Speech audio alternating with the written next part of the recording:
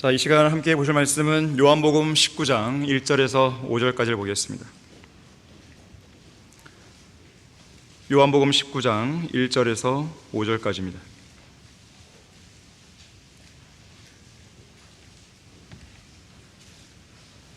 자, 1절부터 보시면, 그러므로 그때 빌라도가 예수를 데려다가 채찍질하고 병사들은 가시로 관을 엮어서 그의 머리에다 씌우고 자룻에 겉옷을 입히며 말하기를 유대인의 왕 만세라고 하며 손으로 줄을 치더라. 그때 빌라도가 다시 나와서 그들에게 말하기를 보라, 내가 그 사람을 너희에게 데려왔노라. 이는 내가 그에게서 아무런 잘못도 찾지 못하였음을 너희로 알게 하려는 것이라고 하더라. 그때 예수께서 가시관을 쓰시고 자룻에 겉옷을 입고 나오시니 빌라도가 그들에게 말하기를 이 사람을 보라고 하더라. 자, 말씀을 위해 다 같이 기도하시겠습니다. 고마우신 아버지 하나님, 비가 오는 날인데도 불구하고 많은 성도들 참여하게 하셔서 영과 진리로 경배를 드리게 주시니 참으로 감사드립니다. 아름다운 찬양과 아름다운 연주에 주셔도 감사드립니다. 우리의 마음은 준비가 되어 있습니다. 하나님의 말씀을 받을 준비가 되어 있습니다. 이 시간 선포되는, 이 강단에서 선포되는 귀한 말씀을 통해 저희들을 먹여주시고 마음과 생각을 변화시켜 주시며 이 말씀에 부합하는 삶을 살 수 있는 소중한 결단을 이 시간 할 수 있도록 도와주시기 원합니다. 마귀의 모든 공격으로부터 보호해 주십시오. 주 예수 그리스도 이름으로 기도했습니다. 아멘. 5절에 있는 대로 이 사람을 보라, 이 사람을 보라는 제목으로 설교하겠습니다.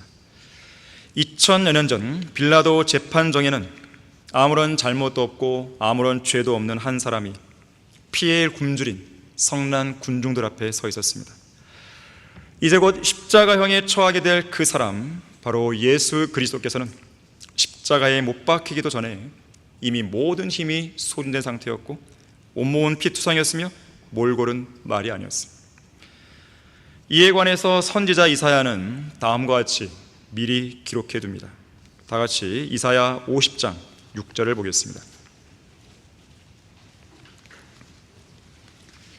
자, 이사야 50장 6절 말씀을 보시면,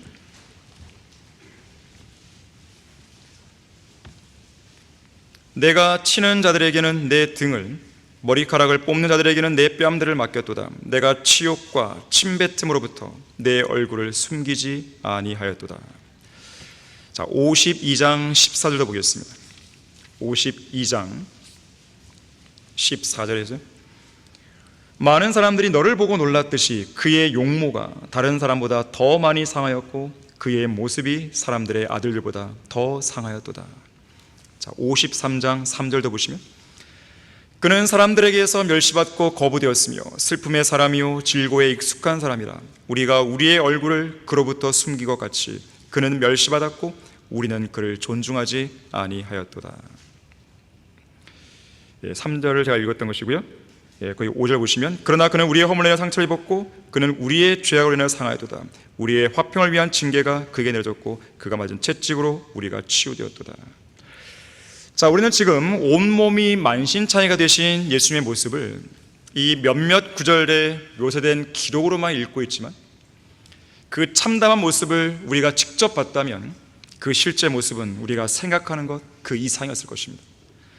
빌라도는 피투성이가 된 예수님의 모습에 피에 굶주린 유대인 군중이 만족했을 것으로 생각했을 것입니다. 그리고 차마 눈뜨고 볼 수 없을 만큼 참담한 몰골을 하고 계신 예수님을 끌고 나와 오늘 본문 5절에서 말하는 것이죠. 이 사람을 보라.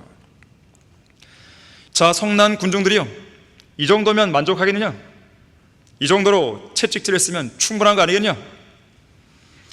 그러나 전혀 만족하지 않은 잔인한 군중은 오늘 본문 5절 다음에 보면 6절에서 이렇게 외칩니다. 그를 십자가에 못 박으소서, 그를 십자가에 못 박으소서. 사실 이러한 반응은 빌라도조차 이해할 수 없는 반응이었어요. 그래서 빌라도는 말하죠. 너희가 그를 데려가서 십자가에 못 박으라. 나는 그에게서 아무런 잘못도 찾지 못하였노라. 자, 이와 똑같은 내용을 다루고 있는 누가복음 23장 22절에서는 이렇게 말씀해요. 그래도 빌라도가 세 번째로 그들에게 말하기를 도대체 그가 무슨 악한 일을 행하느냐? 나는 그에게서 사형을 처할 만한 죄를 찾지 못하였으니 매질한 후 놓아 주겠나라고 하더라. 도대체 그가 무슨 악한 일을 하냐? 분명 빌라도 자신도 왜 그렇게 유대인들이 예수님을 죽이는 일에 혈안이 되어 있었는지 아무리 이해하려고 해도 이해가 안 갔던 것이죠.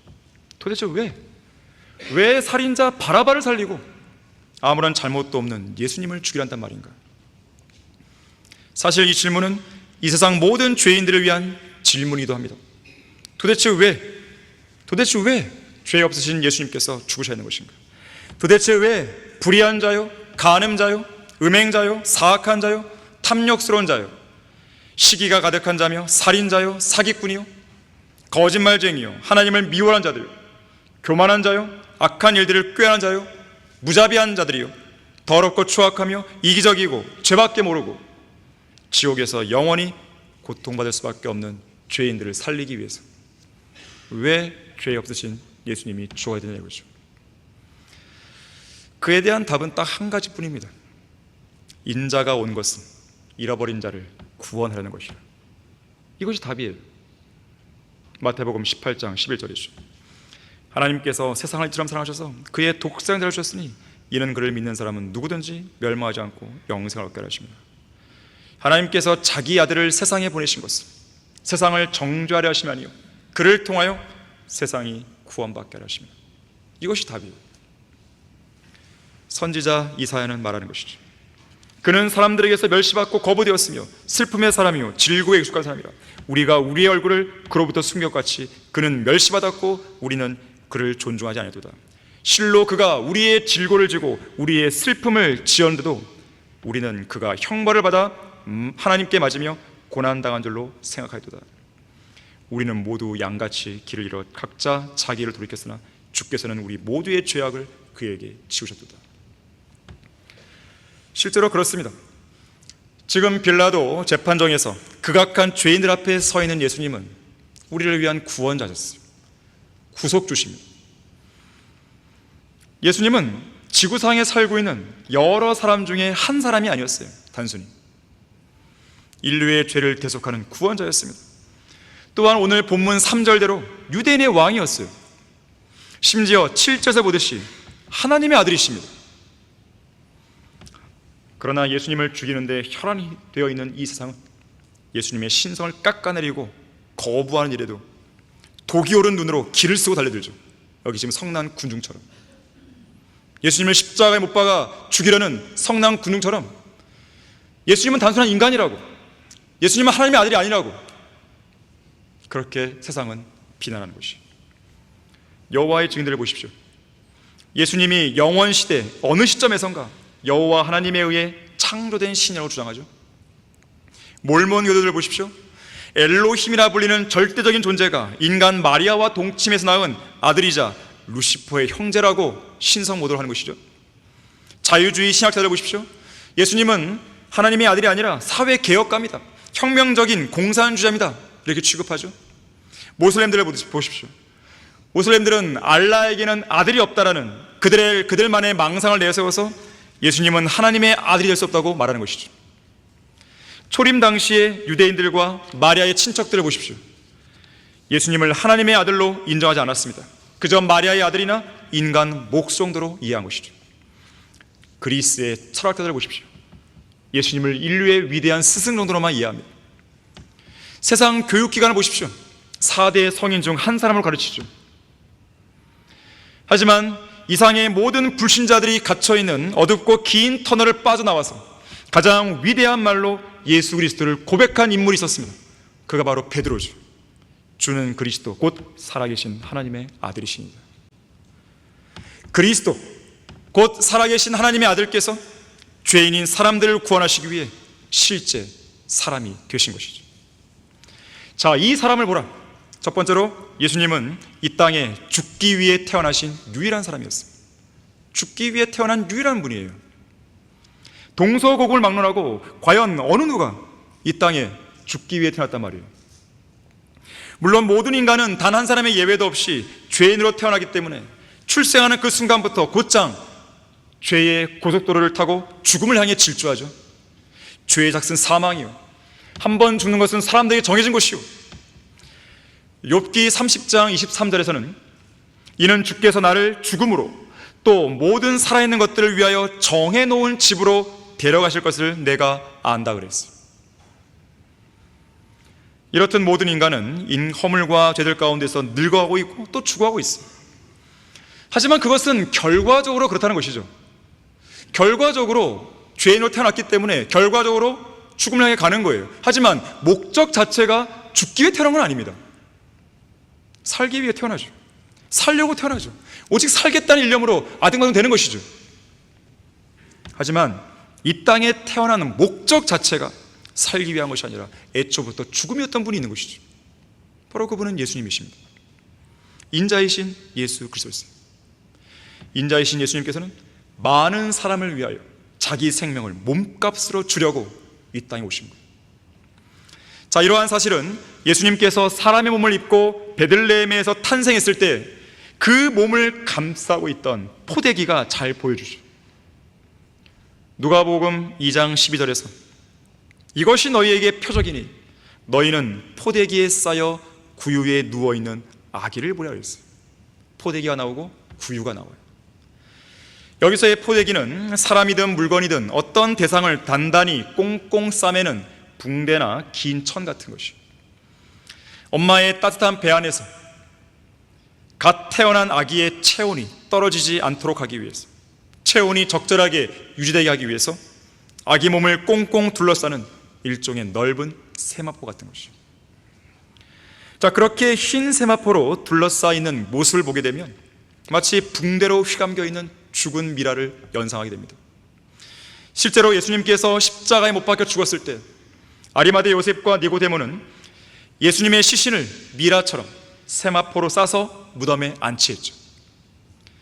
다시 말하자면 사람들은 예수님이 태어났을 때든지 죽으시고 장사되었을 때든지 똑같은 형태의 천을 가지고 세마포를 가지고 몸을 둘러싼 것이죠.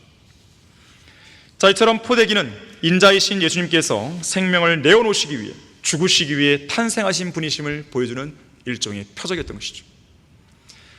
또한 예수님은 그렇게 죽으심으로써 인류에게 영원한 생명을 주셨죠. 마치 이것을 보여주듯이 예수님께서 누워있던 곳은 바로 구유였습니다. 소나 말에게 여물을 먹이기 위한 여물통 같은 것이죠. 소나 말은 여물을 먹어야 생명을 유지합니다. 또한 부지런히 일어날 수도 있는 것이죠. 이처럼 예수님은 생명의 빵으로 오셔서 인류에게 생명을 주신 것이죠. 주님은 말씀하셨어요. 생명의 빵이신 그분의 살을 먹지 않고 그분의 피를 마시지 않으면 영원한 생명을 얻을 수 없다 그랬습니다. 물론 너무나 당연하게도 예수님의 살을 먹고 피를 마시는 것은 문자적인 의미가 아니죠. 영적인 의미입니다. 예수님을 믿는 것을 말하는 거예요. 예수님께 나오는 것을 말하는 것입니다. 요한복음 6장 35절 40절에서 내가 생명의 빵이니라 내게 오는 자는 결코 배고프지 아니하며 또 나를 믿는 자는 결코 목마르지 아니하리라. 또 이것이 나를 보내신 분의 뜻이니 아들을 보고 그를 믿는 사람은 누구나 영생을 얻게 하는 것이라. 그리고 내가 그를 마지막 날에 살리리라. 바로 이 일을 위해서 예수님은 죽으신 거예요. 바로 그 목적을 위해서 예수님은 이 땅에 태어나신 사람이셨던 것이죠. 이 사람을 보라. 두 번째로 그리스도께서는 여느 사람들처럼 시험을 받으셨지만 죄가 없는 유일한 사람이었습니다. 죄가 없어요. 하나님께서 육신을 입으신 사건을 우리가 경건의 신비라고 그러죠. 경건의 신비는 논쟁의 여지없이 위대하도다. 하나님께서는 육신으로 나타나셨고 성령으로 의롭게 되셨으며 천사들에게 보이셨고 이방인들에게 전파해 주셨으며 세상에서 믿음 받으셨고 영광 가운데로 들려 올라가셨습니다. 디모데전서 3장 16절입니다. 초림 당시에 이 땅에 육신으로 나타나신 하나님, 완벽한 하나님이시자 완벽한 인간이셨던 예수 그리스도께서는 하나님의 영, 하나님의 혼, 하나님의 몸을 지녔고 동시에 인간의 영, 인간의 혼, 인간의 몸을 지니신 분이었어요. 정말 신비로운 분이시죠. 자, 그렇기 때문에 인간의 영과 인간의 혼과 인간의 몸을 동시에 갖고 계시기 때문에 신음을 하셨고 슬퍼하고 괴로워했고 목이 말랐고 배고팠고 졸렸고 피곤했고 기운이 쇠잔할 수 있었던 것이죠. 그래서 예수님은 하나님의 아들이시면서 동시에 인자예요. 자, 그런데 예수님께서 인류의 죄를 제거하시고자 십자가 위에서 피 흘려 죽었을 때는 그것은 하나님으로서 죽은 게 아니에요. 인간으로서 죽으신 거죠. 하나님은 절대 죽을 수 없습니다. 인간으로서 죽으신 거예요. 하나님으로서의 예수님은 죽을 수도 없고 실제로 죽지도 않으셨습니다. 다만 인간으로서 죽으신 것이죠. 예수님께서 죽었을 때 실제로 죽은 것은 인간의 몸이었지 하나님 몸이 아니었습니다. 바로 그 인간의 몸이 무덤에 안치된 거죠. 그런데 중요한 게 있어요. 예수 그리스도의 죽은 몸은 썩지 않았다는 겁니다. 부패가 진행되지 않은 거예요. 죽긴 죽었지만 부패가 진행되지 않습니다. 자, 인간은요, 죽는 즉시 부패가 시작되는 것이에요. 그때부터 부패가 시작되는 것이에요. 하지만 예수님은 그렇지 않았어요. 3일 동안 있어서도 그렇지 않은 것이죠. 왜냐하면 이 몸은 아버지 하나님께서 특별하게 예비하신 몸입니다. 성령 하나님께서 남자를 모르는 처녀 마리아에게 직접 임하셔서 그녀를 덮으심으로 탄생된 몸입니다. 특히 그 몸 안에는 인간의 피가 아닌 하나님의 피가 흐르고 있는 것이죠. 예수님의 피는 인간의 피가 아닙니다. 하나님의 피입니다. 지난 7월 14일 미국의 복음주의를 대표하는 존 메가더 목사가 향년 86세의 나이로 숨을 거뒀죠. 한때 이 존 메가더 목사는 예수님의 혈관 속에 흘렀던 붉은색 피는 인간의 피와 똑같은 것이라고 주장한 적이 있습니다. 이보다 더 어리석은 정도 없어요. 왜냐하면 예수님의 피가 인간의 피와 똑같다면 그러한 피로는 인간의 죄를 제거할 수 없습니다. 완전한 구속을 이룰 수 없어요. 만일 예수님의 보혈이 인간의 피와 똑같다면 주님께서는 어떻게 무덤에서 썩지 않고 부활할 수 있었겠습니까? 성경은 말씀하죠. 혈과 육은 하나님의 나라를 상속받을 수 없다고 그랬어요. 이유가 무엇입니까? 인간의 피가 잘못되었기 때문에 그렇죠. 이 피는 인류의 조상인 타락한 아담에서 온 것이죠. 하지만 예수님의 피는 그렇지 않습니다. 예수님은 그 피를 아버지 하나님께로부터 직접 받으신 거죠. 그 몸도 직접 받은 몸인 거죠. 하나님이 예비하신 특별한 몸이에요. 그래서 그 성경은 그 피를 가리켜서 하나님의 피라고 말하는 거예요. 우리 다 같이 사도행전 20장 28절을 보겠습니다.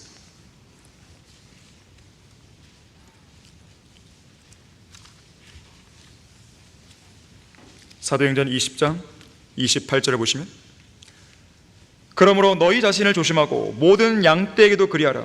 이들을 위하여 성령께서는 너희를 감독자들로 세우셨으며 하나님께서 자신의 피로 사신 하나님의 교회를 돌보게 하셨느니라. 하나님의 피가 있는 거죠. 하나님의 피. 예수님의 혈관 속에 흘렀던 붉은 피는 인류의 모든 죄를 제거하고 완전한 구속을 이루는 특별한 효능이 있습니다. 이처럼 예수 그리스도의 몸은 인간 아버지의 씨와는 전혀 무관한 몸이기 때문에 흔히 아버지로부터 물려받는 어떤 죄도 들어있지 않았습니다. 하지만 잘 들으십시오. 그렇다고 해서 모든 배교한 근본주의자들이 잘못 주장하는 것처럼 죄를 지을 가능성이 아예 없는 것인가? 그렇진 않아요. 자, 예수님의 몸에는 죄가 없었습니다. 하지만 그렇다고 해서 죄를 지을 가능성이 아예 없다? 그것이 아닙니다. 만약에 예수님께서 어떤 조건 하에서도 죄를 지을 수 없는, 아예 가능성조차 없는 그런 몸을 입었다면 사탄이 왜 예수님을 시험했겠어요? 왜 시험했겠어요? 아무런 실익도 없는 그 일을 뭐하러 했겠어요? 다니엘보다 더 현명한 존재인 사탄이 왜 예수님을 시험했겠습니까? 간교한 그가 아무런 실익도 없는 그런 무모한 짓을 뭐하러 했겠습니까?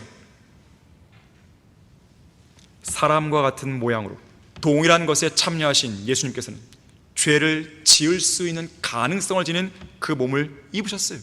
그러나 마귀의 모든 시험을 이기신 거예요. 죄를 안 지으신 것입니다. 심지어 정사들과 권사들을 벗겨내어 그것들을 공개적으로 나타내시고 십자가로 그들을 이기신 것입니다. 그래서 성경을 말씀하시죠. 우리의 대제사장은 모든 점에서 우리와 마찬가지로 시험을 마셨지만 죄는 없으신 분이라고 말하는 거예요. 이 사람을 보라. 세 번째로, 그리스도 예수께서는 온유하고 겸손한 사람이셨습니다. 마태복음 11장 29절에서 말씀하죠. 나는 마음이 온유하고 겸손하니 내 멍에를 메고 나에게서 배우라. 나는 마음이 온유하고 겸손하니. 이 땅에 섬기는 분으로서 오신 예수님은 항상 온유함과 겸손함을 몸소 실천해 보셨습니다. 온유함이 무엇입니까? 온유함, 그러면 사람들은 말합니다. 유약한 것, 피동적인 것, 무조건 양보만 해주는 것, 화도 안 내는 것, 무력하고 기가 죽어있는 그런 태도를 사람들은 온유함이라고 정의하는 것이죠. 그건 잘못된 정의예요. 온유는 하나님을 두려워하는 가운데 겸손한 거예요. 온유는 주님의 말씀에 순종해서 자신을 낮추는 겁니다. 온유는 불의에 대해서는 담대하게 항거하고 모든 악에 대해서는 용기 있게 대적하는 거예요. 온유라고 해서 무조건 다 허허실을 하면서 수용하는 게 아닙니다. 온유라고 하는 것은 복음 전파와 진리의 수호를 위해서라면 하나님이 채워주시는 담대함과 불굴의 의지와 믿음으로 무장한 강건한 용기입니다. 진정으로 온유한 사람은 진정으로 용기 있는 사람이에요. 진정으로 용기 있는 사람은 진정으로 온유한 사람이에요. 그래서 온유한 사람은 여유가 있는 거예요. 용기가 있기 때문에, 옳은 것이 무엇인지 알기 때문에.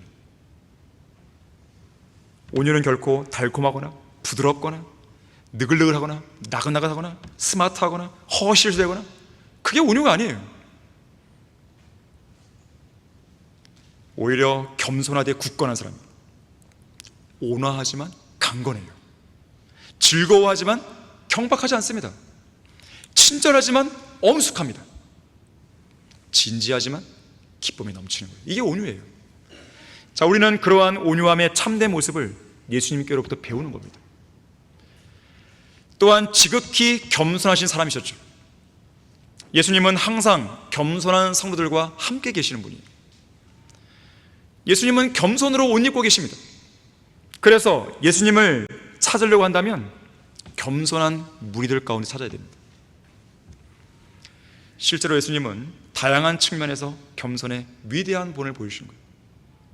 예수님은 자신 스스로를 자랑하신 적이 없습니다. 특히나 예수님의 겸손한 모습은 십자가에서 절정을 이루죠. 묵묵히 도살장으로 끌려가는 어린 양처럼 털 깎는 자들 앞에서 어떤 소리도 내지 않고 어떠한 반항도 하지 않는 어린 양처럼 억압과 고난을 당하고 부당한 대우를 받아도 온 우주에서 가장 모순된 일을 겪으면서도 입을 열지 않으신 채 십자가의 죽음에까지 자신을 낮추신, 그리고 순종하신 그 모습, 바로 그 모습에서 예수님의 겸손함은 절정에 이르는 것이죠. 자, 그런데 빌립보서 2장 9절부터 11절에서는 그렇게 낮아지신 예수님을 하나님은 지극히 높였다고 그랬어요. 죽음의 고난 때문에 낮아지신 예수님은 영광과 존귀로 관을 쓰신 것이죠. 하늘의 영광의 보좌에서 이 땅으로, 그리고 무덤으로, 그리고 지옥까지 내려가신 예수님은 다시 셋째 하늘의 영광으로 올라가신 것이죠. 예수 그리스도의 온전한 순종은 겸손함에서 비롯되는 거예요. 교만한 사람은 복종 안 합니다. 겸손한 사람이 순종하는 것입니다. 겸손한 사람으로 자처하면서 전혀 순종하지 않고 있다면 그 사람의 겸손은 가짜입니다. 참된 겸손에는 온전한 순종이 뒤따르게 돼 있어요. 오늘날 현대 그리스도인들이 좀처럼 순종하지 않는 이유는 교만하기 때문에 그렇습니다. 자기 잘난 맛이 사는 것이죠. 자기 생각이 항상 옳다고 생각하는 거예요. 하지만 겸손한 사람은 예수님처럼 주 하나님을 위해서 모든 것을 내려놓습니다. 모든 것을 버립니다. 철저하게 자신을 낮춘 자세로 묵묵히 순종의 길을 걸어가는 것이죠. 이 사람을 보라. 네 번째로, 예수 그리스도의 친구들과 원수들을 보십시오. 침례인 요한은 신부를 얻는 사람은 신랑이지만 신랑의 친구는 곁에 서서 신랑의 음성을 듣고 그 음성으로 인하여 크게 기뻐하니라고 말했죠. 자신을 예수님의 친구로 소개한 거예요. 예수님의 제자들도 친구로 불렸죠. 누가복음 12장 4절에서 예수님은 제자들을 향해서 내 친구들 그랬어요. 나사로가 죽었을 때도 우리의 친구 나사로가 잠들었도다 그랬죠. 그런데 겟세마네 동산에서 예수님이 병사들에게 붙잡혔을 때 예수님의 친구들로 불린 제자들은 모두 다 도망치고 말았습니다. 한 친구는 예수님을 배반했고, 한 친구는 저주하고 맹세하며 예수님을 모른다고 부인했고, 한 친구는 몸을 두른 세마포천을 버린 채 알몸으로 도망쳤고, 다른 나머지 친구들도 주님을 버리고 도망쳤습니다. 그들의 친구이신 예수님께서 공경에 처했을 때 친구들로 불렸던 제자들은 다 도망한 거예요. 그런가 하면 예수님께서는 우리 구원받은 그리스도인들도 친구들로 부르십니다. 신부인 교회, 우리 그리스도인들이 사랑하는 분이시고 우리 그리스도인들의 친구가 되시는 분이 바로 예수님이신 거죠. 구세군 출신의 찰스 윌리엄 프라이는 이렇게 말했습니다. 내 진정 사모하는 친구가 되시는 구주 예수님의 아름다우심을 노래한 것이죠. 친구이신 예수 그리스도와 우리의 사랑은 영원합니다. 친구이신 예수 그리스도와 우리의 우정은 영원합니다. 세상에서는 영원한 사랑, 영원한 우정을 발견할 수 없지만 우리의 진정한 친구이신 예수 그리스도와 나누는 우리의 사랑과 우정은 영원한 것이죠. 헨리 할레이 목사는 말했습니다. 성경은 하나님의 말씀이다. 성경은 인류 역사상 가장 고상하고 가장 친절하고 가장 신실하고 가장 선한 친구였던 한 사람, 예수님에 대해서 말해준다. 자, 우리가 구원받을 수 있었던 것은 예수 그리스도께서 우리 죄인들을 위해 죽으심으로 우리를 주님의 친구들 가운데 하나로 대하셨기 때문에 가능한 일입니다. 주님께서는 진실한 사랑과 우정을 가지고 우리를 친구로 대하시는 거예요. 자, 그렇다면 우리 역시나 그분의 진실한 사랑과 우정에 보답하는 합당한 태도를 보일 수 있어야 되는 것입니다. 도망치거나 배반하거나 부인하거나 절대 그래서는 안 되는 것이죠.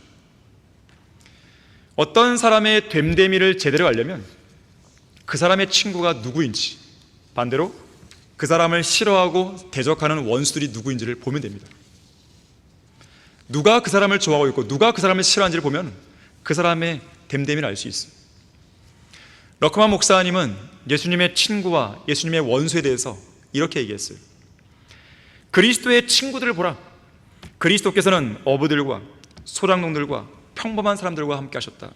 영광의 주님께서 입으신 긴 옷은 흙먼지에 끌렸다.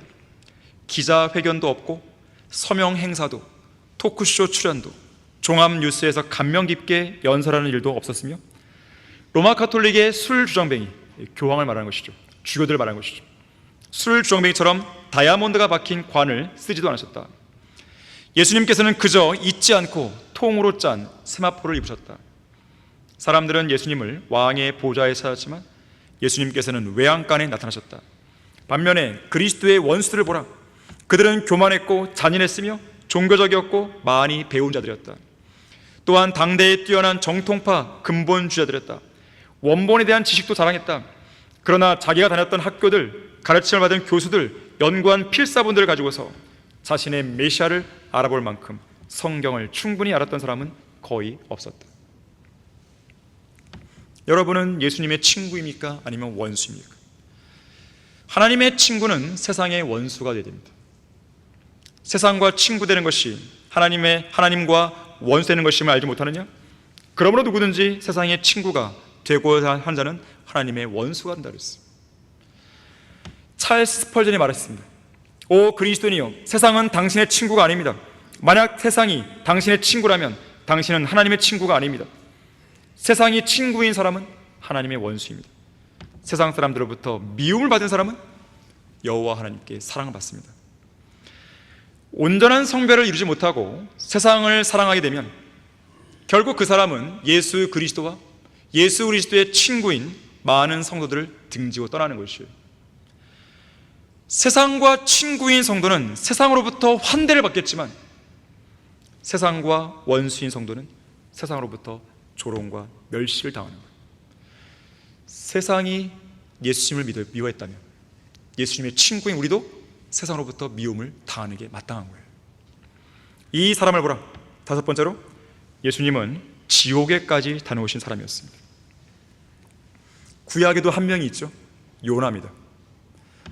요나는 예수님의 강력한 예표가 될 것이죠. 어떤 사람이 물었습니다. 예수님을 죽인 장본인은 누굽니까? 여러분이라면 예수님을 살해한 살인범으로 누구를 지목하겠습니까? 예수님을 직접 십자가에 못 박은 로마의 병사들이 주범이라고 얘기하겠습니까? 물론 그들은 책임이 있습니다. 만신창이가 된 몸으로 무거운 나무 십자가를 지고 가시는 예수님을 그들은 채찍으로 내려쳤죠. 해골의 장소인 갈보리산 정상까지 채찍으로 치면서 끌고 갔죠. 바로 그곳에서, 갈보리산에서 지름 1cm에 길이가 12에서 17cm 되는 녹슨 대못 3개를 예수님의 양손과 포개진 양발에 박았죠. 못이 예수님의 손목뼈와 발목뼈를 관통했을 때 손과 발로 나가는 가장 큰 중추신경이 파괴됩니다. 그 고통은 벤치로 그 신경을 잡고 비틀어서 뭉개는 고통과 비슷한 것이죠. 이 잔인한 짓을 벌인 자들이 바로 로마의 병사들이었습니다. 하지만 그들은 병사들입니다. 군인들이에요. 상관의 명령에 죽고 상관의 명령에 사는 병사들이죠. 그들은 변명할 것입니다. 빌라도의 명령이라 어쩔 수 없었습니다. 그렇다면 여러분은 총독 빌라도를 살인범으로 지명하겠습니까? 당시 빌라도는 예수님의 재판을 맡은 총독이었습니다. 최종적으로는 사형 선고라는 불의한 판결을 내린 장본인이었죠. 병사들에게 예수님을 십자가에 못 박으라고 넘겨줬습니다. 인류 역사상 가장 불법적이었던 재판을 집행한 책임이 빌라도에게 있었습니다. 그의 판결은 공의로운 판결이 아니었어요. 유대인들의 호감을 사고 유대인들을 기쁘게 하기 위한 판결이었습니다. 모든 법과 모든 양심을 거스른 가장 불공정한 판결이었습니다. 하지만 빌라도도 할 말이 있어요. 자신은 예수님이 사형당할 만한 어떤 죄도 저지르지 않았음을 알았어요. 알았고 나는 잘못을 찾지 못했다고 유대인들에게 말했다고 항변할지 모릅니다. 그러면서 말하겠죠. 선임 제사장들, 바리새인들, 서기관들, 관원들, 유대인들의 요구가 너무나 강력해서 저는 어쩔 수 없이 십자가에 못 박도록 넘겨줬습니다. 자, 그렇다면 예수님을 살해한 극악무도한 살인범들은 유대인들이 되는 것이겠죠? 실제로 예수님의 죽음에 관한 그들의 책임이 가장 큽니다. 그들은 어떤 영장이나 기소도 없이 예수님을 일방적으로 체포했습니다. 그것도 환한 대낮이 아닌 어두운 밤에 은밀하게 체포했죠. 특히나 소위 신성한 법정에서 거짓 증인들이 증인석에 나와 예수님을 대적하여 거짓으로 증거합니다. 사법부 당국이 어떤 최종 선고도 내리지 않은 그런 상황에서 예수님을 가혹하게 먼저 대우하죠. 관원들이 손바닥으로 예수님 얼굴 때리고 침을 뱉은 거예요. 아직 사법당국에서 죄인이라고 정죄하지 않는데도 불구하고 그 짓을 한 것이에요. 더군다나 예수님께서는 그분이 하신 주장이 타당한 죄에 대한 어떤 조사 과정도 거치지 않은 채 붙잡힌 지 반나절도 채 안 돼서 속전속결로 유죄 선고가 이루어지고 형이 집행되었어요. 이 재판은 수단과 방법을 가리지 않고 예수님께 무조건 유죄를 선고해서 사형에 처하게 하려고 사전에 면밀히 계산되고 조작된 재판이었던 것이죠. 스테반 집사가 바로 그분을 정확하게 지적합니다. 너희는 그 의로우신 분을 배반한 자요 살인한 자가 되었다. 살인범으로 주목한 거예요. 실제로 유대인들도 그렇게 말했어요. 예수님의 피를 우리와 우리 자손에게 돌리라고 했어요. 그들 스스로도 인정했습니다. 자, 이러한 사실을 빌어볼 때 유대인들에게는 어떠한 변명의 여지가 없습니다. 유대인들은 살인자입니다. 예수님을 죽인 것이요. 자, 우리는 예수님을 살해한 진범들을 찾아냈습니다. 그러나 예수님을 살해한 공범이 있다는 걸 기억하십시오. 다 같이 사도행전 4장 27절입니다.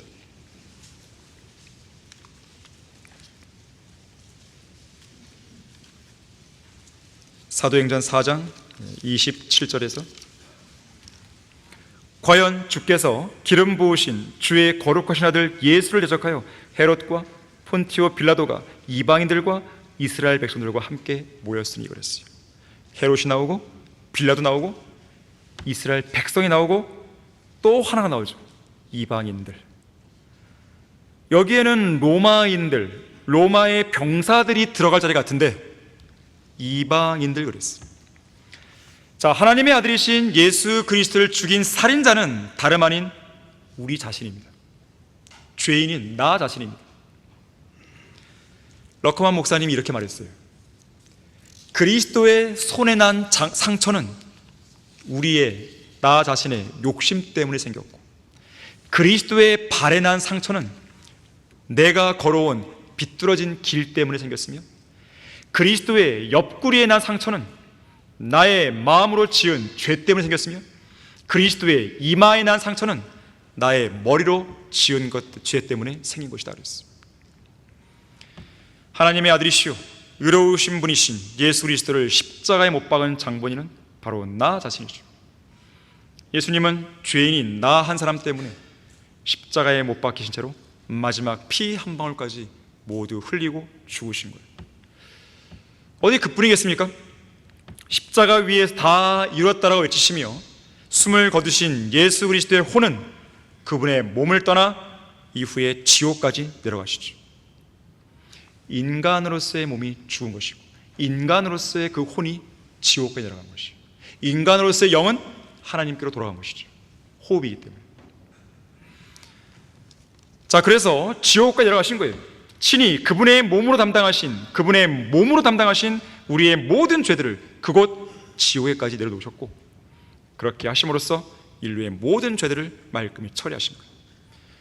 예수님은 우리의 죄들을 제거하신 분이에요. 우리의 죄들을 지고 가셨을 때 죄를 제거해버린 겁니다.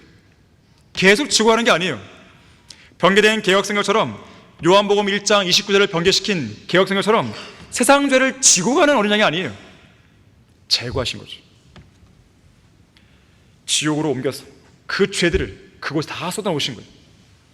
그리고 지옥의 문들을 지옥과 사망의 열쇠들로 걸어 잠그고 나오신 거죠. 마치 청소차가 온갖 쓰레기를 다 버리는 하차장에 가서 가득 싣고 온 쓰레기들을 모두 쏟아놓듯이 모든 죄들을 지옥에다 다 버리시고 빗장들을 지른 후 다시 나오신 것입니다. 만일에 예수를 믿지 않으면, 예수를 믿지 않은 그 죄인은 자기들의 죄가 있는 바로 그 지옥으로 가는 거예요. 다시 말해서 예수님은 죄인인 우리를 대신해서 지옥의 뜨거운 고통을 당하신 거예요. 양심 있는 죄인이라면 자기의 죄 때문에 십자가에 피 흘려 죽으시고 또 자기의 죄 때문에 지옥에 가신 바로 그분 예수님을 믿어야 되는 것이에요. 그러한 위대한 구원을 믿음으로 받아들여야 되는 것이죠. 이 사람을 보라. 마지막 6번째로, 예수 그리스도께서는 가장 큰 영향력을 끼치신 사람이었습니다. 참된 기독교 신앙은 예수 그리스도의 죽으심을 통해 인간들에게 보여주신 하나님의 참되고 진실하고 영원한 사랑으로 점철되어 있죠. 그 사랑은 강력한 영향을 끼칩니다. 그리고 그 사랑은 죽음과 연관이 있고, 죽음은 죄와 연관이 있고, 죄는 구세주와 관련이 있죠. 만일 예수님께서 십자가에 죽지 않으셨다면 죄인인 인간은 자기 죄를 벗어버릴 방법이 없었을 것이에요. 한편 사랑은 음악과 연관이 있습니다. 음악은 노래와 관련이 있죠. 자, 그래서 일찍이 하나님의 사랑을 깨달아서 그 사랑을 절대로 잊을 수 없었던 거듭난 성도들이 2000여 년 전에 인간의 구속을 위해 죽었다가 다시 살아나신 그 한 사람, 하나님의 아들이신 예수 그리스도에 관한 노래를 1,000곡 이상 만든 거예요. 1,000곡 이상. 그 사랑을 뒤늦게 깨달은 하나님의 자녀들, 바로 우리들은 혼자든지 아니면 함께 모이든지 간에 주님을 찬양하는 노래를 부르는 것이죠. 지난 2000년간의 교회 역사에서 어떻게 하나의 교회를, 하나의 종교를 창시한 이 한 분을 향한 찬양과 그 찬송이 이렇게 많이 넘쳐날 수 있겠습니까? 알라와 마호메트를 추종하는 모슬렘들이 인류를 향해 나타낸 마호메트의 사랑에 대해 찬양하는 노래를 들어본 적 있습니까? 나를 위해 죽으신 마호메트요. 말이 안 맞는 거예요. 이상한 거예요. 나를 위해 죽으신 석가모니요. 이상한 것이에요. 노자, 조로아스터, 공자, 마리아, 교황 등등, 자, 그들을 찬양하는 노래를 본 적 있어요? 불교도 참불가를 만들어요. 참불가 있어요. 기독교를 흉내내는 것입니다. 찬불가 원래 어디 있었어요? 없어요. 만들어낸 것이에요. 흉내내는 것이죠. 레닌이나 마르크스나 스탈린이나 히틀러를 찬양하는 분이 있습니까? 있다면 그야말로 억지로 만든 것이죠. 진심을 다해서 막 레닌을 찬양해요? 세상 죄인들이 만들어낸 종교들은 죽은 종교들은 아무런 도움도 안 되는 쓰레기들인 것이죠. 하지만 우리가 믿는 예수 그리스도를 찬양하는 찬송가의 노랫말에는 죄악으로 가득 찬 인간을 위해 죽으신 그분의 사랑과 그분을 향한 작사들과 작곡자들의 진솔한 사랑의 고백이 들어있는 거예요. 예수 그리스도께서 온 세상과 온 인류에게 미치는 영향력이 대단한 것이죠. 이 땅의 어떤 인간도 1억 명의 사람들을 변화시키지 못합니다. 하지만 예수님은 인류의 역사를 바꾸십니다. 한 개인을 바꾸십니다. 한 도시를 바꾸십니다. 한 민족이나 한 국가를 변화시키는 거예요. 그분은 기원 전과 기원 후를 나누는 달력의 주인공이시죠. 역사의 주인공이십니다. 역사를 바꾸시는 분이에요. 이러한 사실을 잘 알고 있는 성경대로 믿는 설교자들은 회중들을 향해 담대하게 외치죠. 자신 있게 외치죠. 여러분의 모든 인생을 예수님께 거십시오. 자신 있게 말할 수 있는 거예요. 여러분의 시간, 여러분이 가진 재능, 여러분이 가진 은사, 여러분이 가진 돈, 여러분의 몸, 여러분의 가족, 심지어 여러분의 목숨까지 예수 그리스도께 한 분께 걸라고 이해하는 거예요. 저는 얼마 전에 불교에 심취해 있고 석가모니와 소위 소통한다는 한 사람과 이야기한 적이 있습니다. 그는 소위 불교의 가르침으로 수백 명의 사람들을 가르치고 양성하면서 극락의 세계로 인도한다고 했습니다. 그래서 저는 그 사람에게 물었습니다. 그런 불교의 가르침으로 몇 명이나 구원했습니까? 그 사람은 대답하지 못했어요. 심지어 이렇게 말하죠. 자기 자신은 극락에 갈 수 있어도 자신이 가르치는 수백 명의 학생들은 그런 수준까지는 따라오기 어려울 거라고 말합니다. 그래서는 그 사람이 말했어요. 그런 것이 무슨 진리가 될 수 있겠습니까? 저는 제가 전하는 그리스도의 복음을 통해 수많은 사람들이 구원받고 구원의 확신을 갖게 했습니다. 그렇게 하는데 시간이 오래 걸리지도 않습니다. 예수 그리스도를 개인의 구주로 믿고 구원받는 오랜 시간이 걸리지 않습니다. 지금 바로 예수를 믿으십시오. 그럼 구원받습니다. 하지만 그는 어리석게도 계속 자기의 의를 붙듭니다. 그리고 극락에 가기를 원했어요. 그러면 저에게 이렇게 말합니다. 박순영 목사 같은 사람은 내가 가는 곳에 올 수 없습니다. 그래서 저도 말했어요. 맞습니다. 죽음 이후에 선생님과 저는 결코 못 만납니다. 왜냐하면 저는 하늘 갈 것이고 선생님은 지옥 갈 것이기 때문이었습니다. 그래도 마음을 안 바꾸는 거예요. 결론적으로요, 오늘 본문 5절에서 빌라도는 이 사람을 보라고 그랬어요. 디모데전서 2장 5절에서는 하나님은 한 분이시요 하나님과 사람 사이에 중보라도 한 분이시니 곧 사람이신 그리스도 예수라고 했습니다. 예수님은 길이요 진리요 생명이시죠. 왕 중에 왕이시고 신들 중에 신이시며 주들 중에 주시죠. 샤론의 장미요 골짜기에 백합하시고 빛나는 새벽별이시죠. 창조주시고 구속주시고 심판주시고 우리의 구원자시고 변호인이시고 중보자세요. 영광의 왕이시고 민족들의 왕이십니다. 영원한 왕이십니다. 진리의 하나님이시고 살아계신 하나님이시고 전능하신 하나님이십니다. 다윗의 아들이시고 인자이시고 하나님의 아들이시죠.